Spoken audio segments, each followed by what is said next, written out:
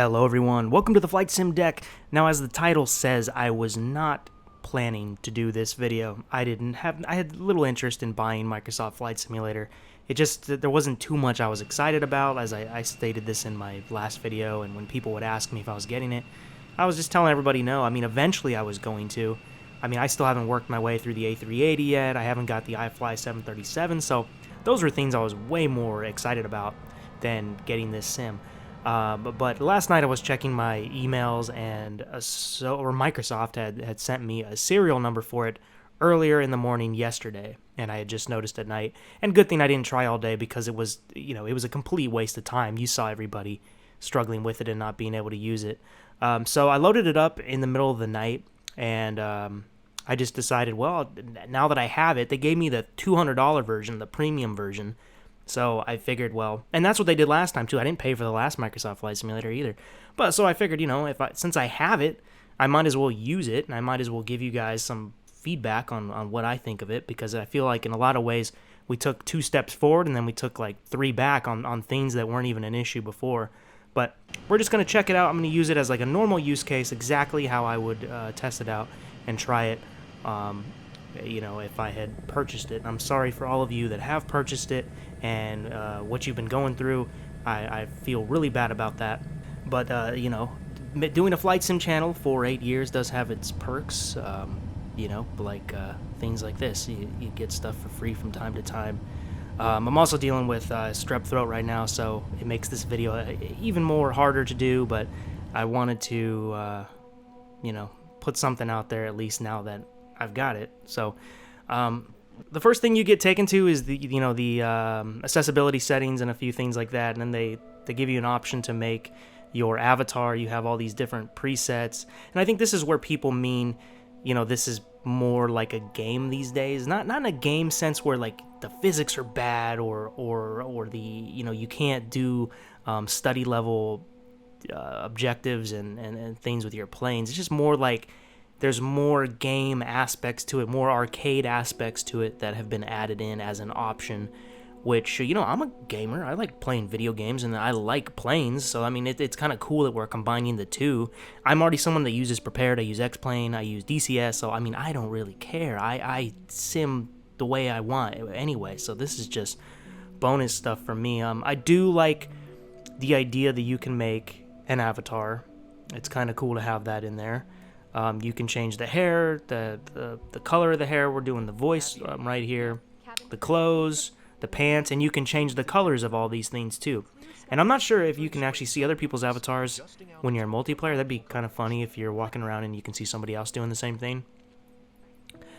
Here we go with the headset you want to pick. You can pick your sunglasses, so it looks like everybody will be able to have a nice variety of avatars, actually being different. The last sim had avatars too, but you weren't walking around with them. They just kind of sat in the plane, and they had there weren't many to choose from.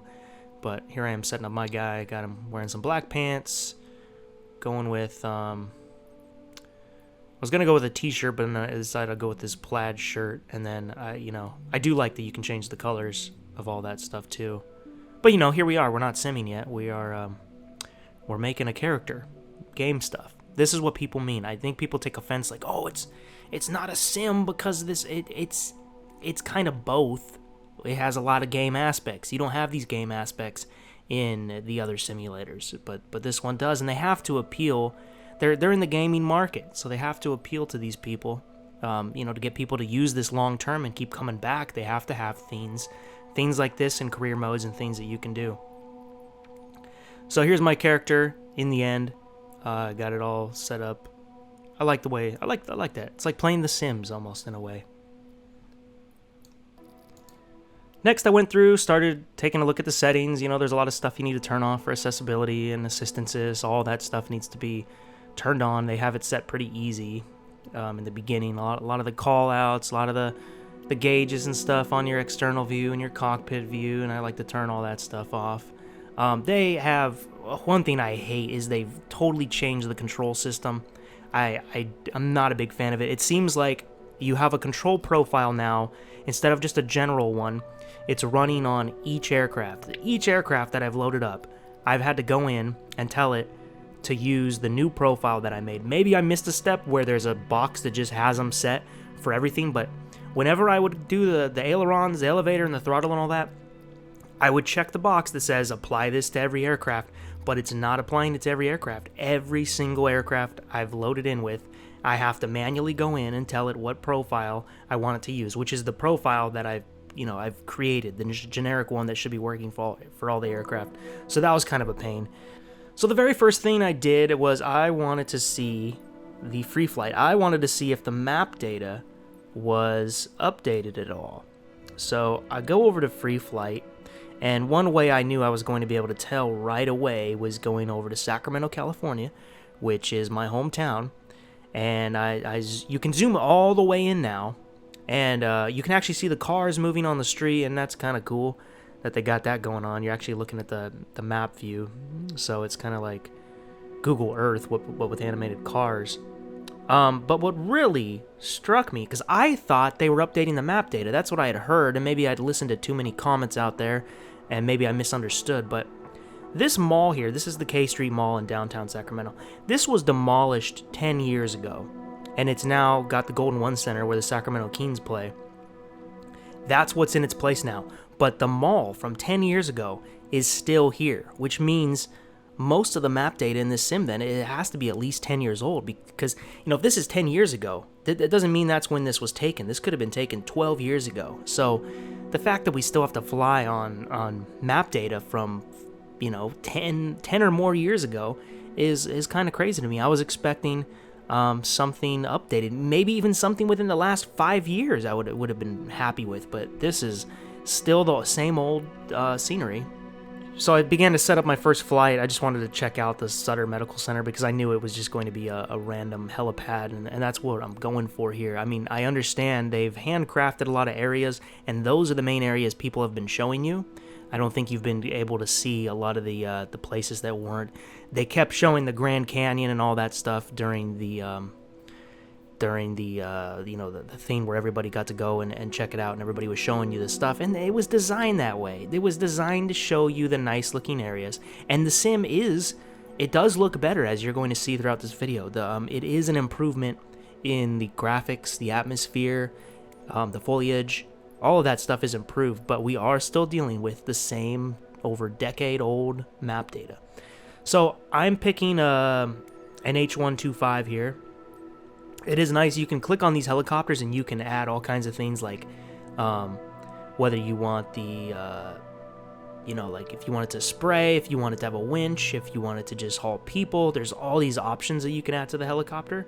It's like here we have, like, you can have the rescue hoist. You have the, you can make it a cargo plane. You can just set it up for passengers. I thought that's pretty cool. And, we have a, there you go, the rescue hoist. I think I said winch, but I meant to say hoist. And then, yeah, sprayer. So, yeah, you can turn these things on and off for I think each of the helicopters and some of the aircraft too. So that's really nice to see. You also have your different liveries. Apparently you can purchase some too through the marketplace, which would be nice for some of the livery makers. I mean, most of the time these things are free, but they can be a lot of work sometimes. So I guess if people want to charge for some, that's all well and good. So my first flight, I'm loading in. It kind of has you in this bird's eye view, and then it zooms in and it goes to the usual cutscene. They did add in helipads where helipads are supposed to be, but that's kind of all it is. The rest of it is still that, apocalyptic kind of building, melting thing in most situations. As you can see there, it just looks pretty terrible. But that's par for the course. That's how it's been. But I just want to let you know that stuff is not improved. But they did improve the helipad. So instead of you just having the melted looking building helipad, they have put a little helipad that I think they probably have a few different ones that try to match what the map looks like. So at least you have that, and it's not an uneven surface for you to land on. And then here we are in our passenger helicopter. The passengers actually look pretty good, the way they move around and look. I think that's nice. That helps the immersion. But it's the same Sacramento that I had in 2020. I actually use Google Maps. You can use Google Maps. I've heard you can use Apple. I heard someone say Apple's actually the best looking, but I just use the Google scenery and it looks amazing. It has the current downtown looks the way it's supposed to. It has the current Golden One Center. and it looks really good. But we're just flying around the default one here. They have added in trees. There are the actual new trees in place where they should be, so that does help a little bit with that. But yeah, we're just doing a pass around downtown Sacramento.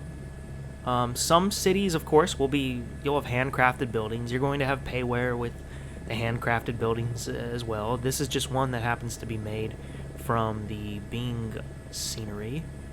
And yeah, we have this tablet now in most of the aircraft. If the aircraft doesn't have a mount for it, there's a button where you can pull it up, but that's kind of cool to have a universal tablet set up. You might have heard some other people say the trees look maybe too green, and I could see that too. I don't think they change with seasons. I don't know if I'm right or wrong about that. Not yet, at this time anyway. They might change that if that's not the case. But right now we're looking at this in the November map, and the trees are very green, probably too green. Probably dial that back a little bit. Next, I want to show you guys the gliding because, I don't think a lot of people are showing this stuff. You're seeing a lot of airliners and things like that, but not stuff like this. And if these things don't get mentioned, they're not going to get fixed. And some of these things, I don't know how it got by the testing. I really don't understand. So we have the DG101E Neo. I'd like more like an ASK21 or something like that. Which is payware, but this is the default one, and we've taken a few steps back in gliding. I'm going to get into that right now. So first we have the Aerotow. You have a few aircraft that you can pick for the Aerotow, and then you have the winch launch, which we had before, but now there is an insane amount of options. There's so many different winches that you can use, different trucks and tractors, and tons of options for that. It's just what I don't like is they don't really tell you the cable length. I guess you can increase the cable length with a hotkey. I noticed that in the settings, but they're not telling you on each one of these what kind of distance you're going to get when you launch with them. So those are cool. But I wanted to go with the Aerotow, and that's what I have selected now.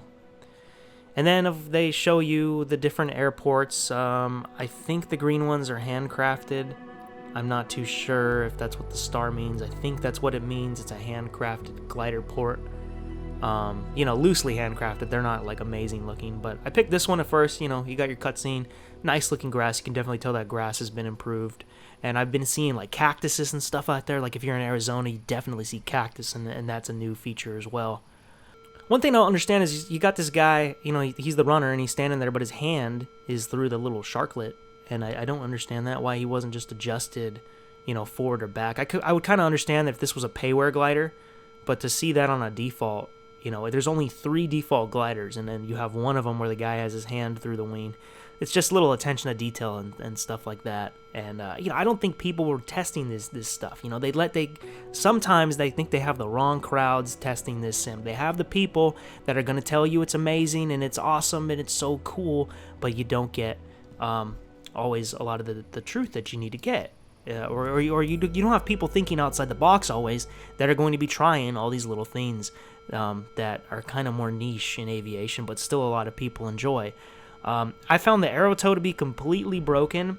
You activate it, it pulls the plane forward about a foot, if that, and then it just quits. And I had to do this at all kinds of airports, long runways, short runways. At first I thought maybe it was doing it because it was short runway, but it's just doing it. I could not get the Aerotow to work at all. This is my first use of the avatar mode. This is pretty cool. I do like this, seeing your character, wearing the stuff you set up, being able to walk around and look down and see their feet moving. Here's the guy, that's what I'm talking about, just straight up got his arm right through it. And, this is just one of 3 default gliders. I don't know why. Not that big of a deal. I mean, it doesn't even matter. This is just, to me, bonus stuff that you even have a runner and you can see him. It looks ridiculous when you're taking off, the way they wave their arm and all that. But whatever, that's fine. The other cool thing is you get under a tail or a wing and your character will automatically duck, to be under it. So I thought that was pretty nice. Was a little bit I don't want to say heavy on the frames, but it was yeah, maybe it was a little heavy on the frames doing it in this area. I'm not really too sure why. And Here we go. There's that silly arm wave. We're taking off now. You just wiggle the rudder, and then you start getting the winch launch going. Here we are. We're taking off. Everything feels pretty good with this sim. I can tell there's some differences in the way the aircraft feel. It's not bad at all. That stuff is nice. That stuff is nice. I just feel where we took a step back with the gliding is you just can't even get the Aerotow to work. And then there's one more issue I'm going to show you after this. This is just me doing the pattern. We launched just a little bit up there. I'm using my TrackNoIR. That worked fine right away. I'm not really using TrackNoIR. I'm using FaceTrackNoIR. It's just using my webcam, tracking my face. That's been my favorite method, and it still works. With this sim, works fine. Everything looks good there. I can tell this desert, the scenery does look better. Looks nicer. Like I said, the atmosphere is better. You can't really tell in this video, in this clip, but you will see some later. You can definitely tell they've improved it quite a bit. What I would appreciate actually is if they just allowed some type of saturation adjustment. I don't think X-Plane has that, but Prepared has it, and it's really nice to be able to adjust your colors and have options for that. So now we're just going to turn base. We're going to land it again. Just wanted to show you real quick how all that is. But once they fix gliding, it should be good. The Aerotow was never perfect, but at least it worked. It would at least always attempt to take you somewhere, even if it crashed into the ground. It would still try to do something, but I couldn't get it to work. So if anybody's got an Aerotow to work, let me know. Let me know what airport you did it to. I don't know what I'm doing wrong, or if it's the sim that's wrong. It could just be a bug. That's just one of those things, though, too. It's like, how did that get by the testing? You know, with that not working. So we are coming down now. I'm just freely talking over all this video. It's all been cut together in my editing program. I'm just watching it back and giving you commentary per section. But this was a nice airport to glide at. I mean, we didn't do any gliding. We just stayed in the pattern. We didn't go anywhere. Try to climb or try to find thermals. There's some cactuses right down there on the left. And actually all around us right now. Left and the right. So that was nice to see. I wasn't expecting those. Using some spoilers and bringing it on down.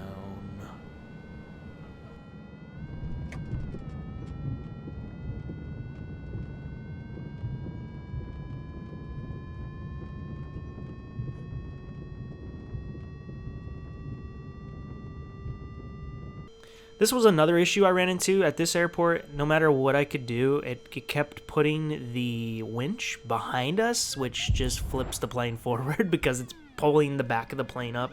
And then it respawns you in the air, and you know, you're kind of screwed.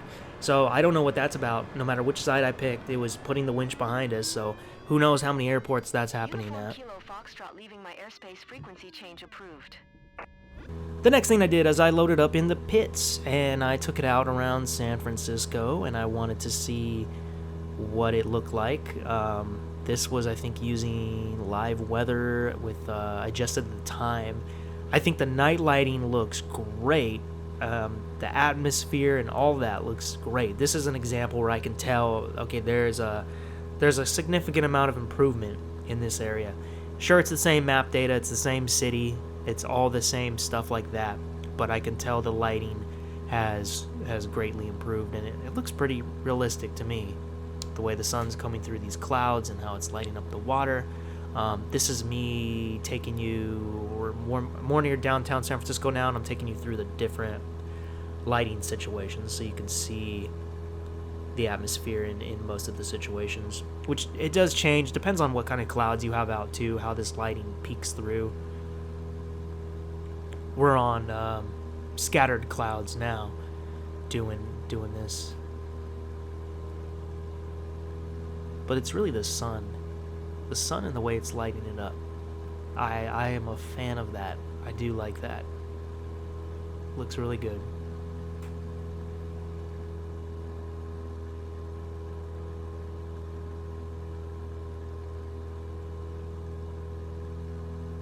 Now we're in the R-22 helicopter at Sedona. Sedona must have been worked on too because it looks really, really good. I don't think everywhere is going to look this good. There's going to be certain areas that have had more attention to them, and that's why they look really good. But the helicopter feels pretty nice. There's this dust effect that kicks up real good now. It looks really nice. It's almost hard to see out the windscreen when it's really bad. That's a little bit of it. And you're going to see in a second the detail in the mountains and the colors.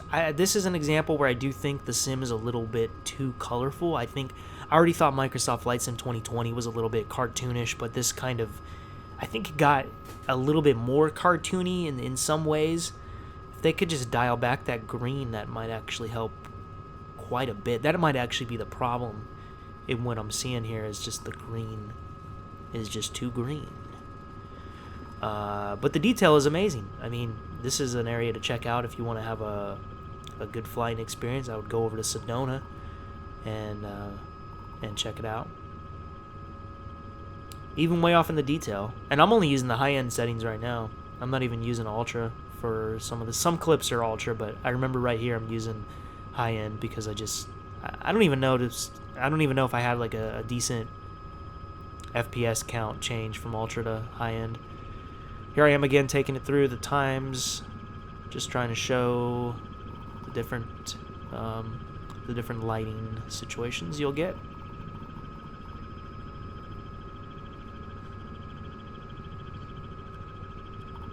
But it's improvement. That's what I can say. It's definitely improved on the visuals. Not everywhere, not overall. You're still going to run into weird looking things. It's going to happen. If you go to a random city, it's not going to be perfect, but we do have improvement here, and I need to note that.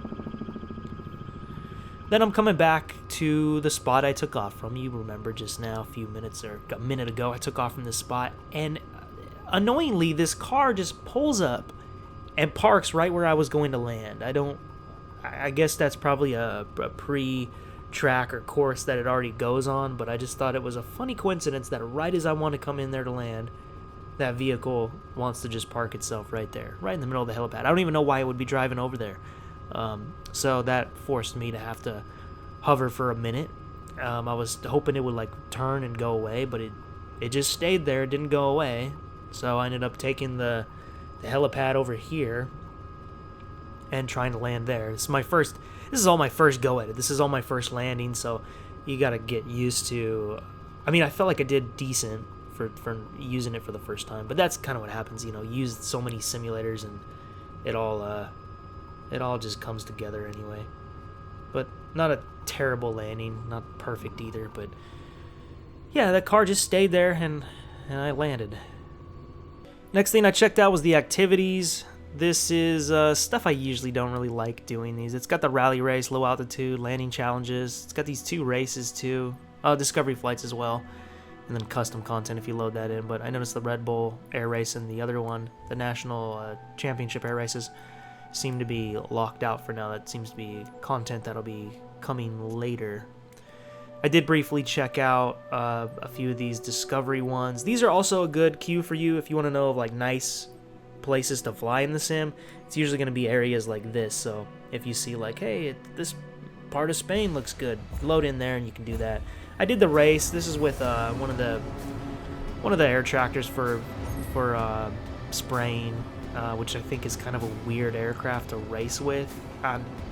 I did this for a second. This is more the arcade game stuff that people talk about, and I suck at this. I didn't want to spend too much time with it. I'm sure if you practice it 50 times, you can get really good and learn the patterns and stuff. It's got the mock loop as well. You can do in the F-18 and all that stuff is there if that's what you want to do. Landing challenges, I tried the helicopter one again. This just shows you, this one was called the Needles, and it's a beautiful looking area, so that's what I mean. If you want to like go through the discoveries and the landing challenges, not actually do them, but go, hey, that area I know they worked on, so it's going to look nice. This looked really good. and it's a decent challenge. I think doing this over and over again will just make you a better helicopter pilot, trying to land with this wind and land on this helipad in a precise way is probably to your benefit if you really just want to practice, or just go practice wherever you want with the helicopter. But this did look really good. Another example of good looking atmosphere. The next thing I took a look at was the world photographer mode, and this allows you to go around and photograph different points of interest, different animals. I know you can do it from the ground, so like you can land somewhere and then start taking pictures of animals. I assume you can do it from the air. I didn't try, but I assume you can do that because I don't know how you're going to get a picture of the Empire State Building unless you land on a helipad or something that's nearby. But it's got all these different animals you can pick, and then when you click on them, it shows you what parts of the world has the highest populations of them based on this color chart. So, you know, if you want to go look for some elk, you can try to find them in certain areas. I picked the black bears, and then it lets you to zoom in quite a bit. Like I went to go look around California where there's some black bears. And also, the funny thing is your TrackNoIR still works. Like when you go to these menus, the TrackNoIR is still working and messing up the map. So they might want to kill that. I would say like if they could just like kill the TrackNoIR when you're going into the map menus, that would help a lot because it does some weird stuff when that's working. But yeah, you can zoom right in here. You can find these areas, and you can just set a departure point and get to flying. I went around looking for the black bears, like I said. I couldn't really find any, and I didn't want to spend too long trying to look for them. It's really not something. I mean, I'll eventually do this stuff, but you know, right now I'm just trying to get through and look at all the different things, and maybe I didn't pick the best area to look for the bears. They're also really hard to find. I remember on 2020 it was hard to find these animals sometimes. Sometimes I'd have to put on the markers, the animal markers, just to find them. But that was difficult. Another one I did was the America's National Parks. You can go to all the different parks we have. I chose Yosemite Valley, and they have a few different goals for you to photograph some of the mountains around there. Again, this looks great, super sharp, crisp stuff. You know, not to say 2020 did have mountains that looked this good. If you added it in as like a third-party mod or someone that had the photogrammetry for it, you could get it to look this good too. But yeah, the goal being to just land the plane, or assuming maybe you can take photos out the window. I'm not sure. Don't quote me on that. Possibly you can, but for me, I just landed. I found an area where I could land the plane, and then you get out with your avatar and you start taking some pictures with a camera. Again, just opening up the canopy, that puts you outside. And then I've been walking around with the WADX keys, just like you would with any first-person game. I do like this. This almost gives me feels like that Dead Stick simulator of what that would have been like. I feel like we have that now. I really do. That's really cool. Everything looks beautiful. You know, you look around some of these areas, you're like, this is gorgeous. But then you get over here and you're like, whoa, what happened? That's just because that's just a glitch in the map data, you know, where you're getting that blue, teal, green, and there's little imperfections like that kind of take you out of the moment. But, you know, this grass moving is pretty good. If you just pretend that little mountain isn't looking like that, you have a good situation here. Let's get that out of the frame. You hit Shift V, and then it brings up the camera. Frame it up, take your picture, and there you go. Got an objective. We took a photo within Yosemite Valley, and it likes that one, and I think that came out pretty good. So if you're a photography fan, I think you'll have a lot of fun framing up different photos and doing that. You can even take a picture of your avatar. I don't know why your avatar isn't the one walking around holding the camera, but they're standing there in the scene, and you can take a picture of them, and it's got depth of field and all that, like an autofocus. So that's pretty cool as well. The last thing I wanted to check out was the career mode. You can pick different starting points. I wanted to pick the Sacramento Executive Airport because that's somewhere I could see myself actually training at for a PPL. But it doesn't let you pick wherever you want. It has select airports that you can pick. More of them do pop up as you zoom in, so you got to be aware of that. Because I couldn't do the one I wanted to, I just went down to Santa Monica, which that's my second choice, down in LA, and it did have a point for that, so I was able to pick that one as the starting point for my career. And that ends up being the home base for you while you're getting all your certifications done. Cutscene is that's pretty comical that it's got the graphical glitches there. Hello there. I guess that's going to vary on what airport you pick. That was the only glitch I saw in this whole thing. To Santa Monica Muni. And then you're just talking to your instructor. Here at the club, we provide all the training lessons you need to get started and earn your private pilot license. All of this I like. This is cool. This is what I always wanted a career mode to be, and this is what they never really were. You know, I like that you can pick where you're going to be, and then you have these nice cutscenes, and it'd be cool if you could actually walk around this area, walk around the shop and whatnot, but it doesn't seem like that's a thing yet, and I understand they couldn't do that for every airport. So I do plan on doing this, working through this eventually at some point. Seems fun. I do like this. I'm glad they're including stuff like this. I like the world photographer mode. I like this career mode. I think the simulator in general needed stuff like this to keep people interested, you know, because people that are using it with like the game mindset, they need things like this. They're not in the flight simulator mindset where we're just flying planes and trying to work through a checklist and get a good landing and see new things. This is just a nice bonus to have within the sim. So you just follow this guy's instructions. At first he pretty much does everything for you like a flight instructor would most likely do. After taking off, we will climb to 1,600 feet above sea level, and then fly over the airport. He gives you some parameters for how he wants you to take off, and you just do those things. There's gates. I wouldn't have included the gates. I don't know if I can turn those off or not. I've already turned all that stuff off, so I wonder if that's just a part of this career mode.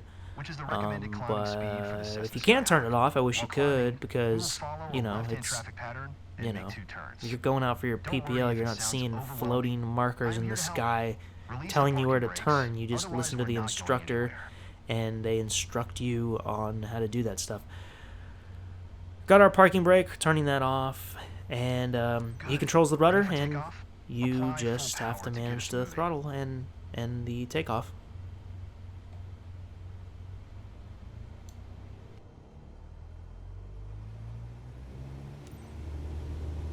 You handle the yoke, and I'll take care of the pedals, steering the aircraft on the runway during takeoff.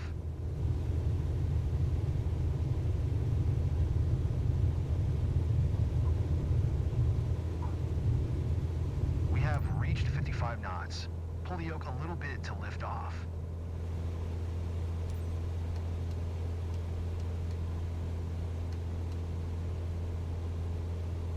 Perfect climbing attitude and speed.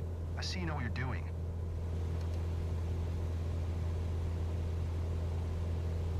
.600 feet.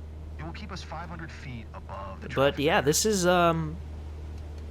been you know, my first several hours with the sim. I just kind of wanted to give you guys like a raw video of me trying things that I'm interested in, and you know, I didn't really feel I needed to include airliners so much. I think that's being covered pretty well already. There was just a few other areas and opinions that I wanted to throw out there for this. Or coming to the end of the career thing, and you fly over the airport. They don't have you land the first time. I can see there's some planes down there that are missing textures, look like, because they're pink. Pink used to be a sign that the textures were missing, at least in 2020. But yeah, I think this sim, like I said, I think we took some steps forward. I think we took some steps back. I foresee them fixing these things. If you want to embark on it. You know, I don't know, you know, if you haven't bought it yet, I don't think you need to rush out and really get it unless you got the money and you don't care. Then okay, do it, you know. Like my situation, I got this for free. So at first I cared, like, I'm not getting this. I'm not paying for this. I still want to get the iFly 737, which is $70. I don't want to drop $70 on this sim that's going to, you know, have me doing things that I could take or leave at this moment. But when it drops in your lap for free, then it's like, okay, well then I will use it, and I will try to show people and talk about it, which is what I did here. But I was totally planning to not do this. I would have been pissed had I bought it and then they give me a free cereal. I would have been livid. But that fortunately wasn't the case. I held out. I didn't pre-order it. I didn't mess with it the first day. But now I have it here, and here is once you get out of that first career mode, you have all the different certifications you can go through. You can buy your pay for your exam. You can take the exam right away, which is I'm gonna probably try to do that when I get to that point. But yeah, we got some work to do. They got some things that they need to fix with this, and we need more people pointing them out. I just don't think this sim was tested correctly the way it should have been. I think they select sometimes the incorrect group of people to do these things, and this is what happens on release day. So, all right, everybody, I want to appreciate you for checking this video out. We got through it. I'm gonna keep monitoring this sim. I'm going to keep using it and trying out new things. I'm still going to be on FS 2020. I mean, that's where I have a lot of unfinished business. That sim still looks great. There's nothing wrong with it. I would not make this your full-on switch over. I would not delete your other sims and then just go with this. I think we're going to be having a lot of trouble with this sim for a while. There's still people right now that I'm reading about that can't even get in and use it, which sucks. That really sucks that it's that way, but it is that way, and we're going to have to wait this out, and that's just the way it is, man. That's just how it goes with this stuff. So, all right, everybody, I appreciate you for sticking with me and watching this. We'll have more content on this in the future. But until then, stay tuned for more. I do explain on this channel, DCS prepared and all that stuff. And, that's what you got. All right, guys, you take care. See you next time.